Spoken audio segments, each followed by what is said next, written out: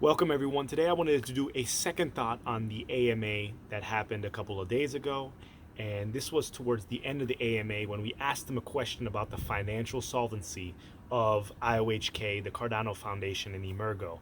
And Charles and Sebastian were basically saying that Cardano is a well-funded project and there's no need to worry about any of the three entities that are responsible for the Cardano project. And this is very important because in these bearish times, a lot of these ICOs that did not hedge their bets and did not sell their Bitcoin or did not sell their initial ICO holdings, they're underwater and they're not going to exist in a few months or a year. So no matter how brilliant the idea is, if your business is not correct, the cryptocurrency project will not last. People are constantly giving shit to IOHK for working on different cryptocurrency projects, but like Charles said, this is bringing in revenue. So when you are complaining and complaining and complaining that, oh, the main focus should be this, the Cardano is the main focus, but there's no need.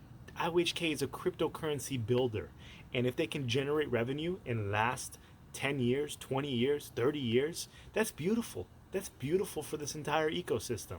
A lot of these projects are fizzling out because they do not know how to spend funds. They are not about their business.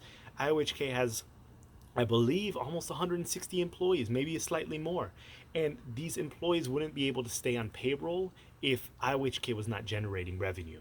So this bodes very well for Cardano because every venture that IOHK does, they're doing it with a business mind state behind it. So this means that this project is going to last for a while. And IOHK, when they first received their Bitcoin and their ADA holdings, first of all, Charles said that they did not make the same mistake that Ethereum made back in the day.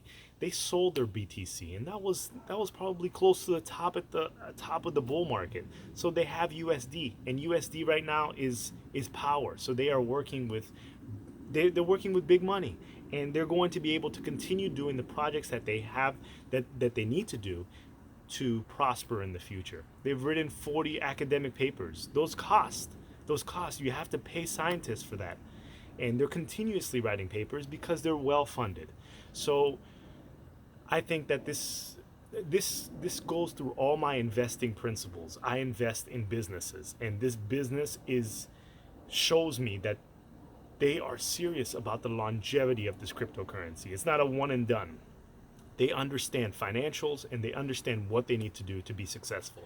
So let me know what your thoughts are. Please like, comment, and subscribe. And until the next video, thank you.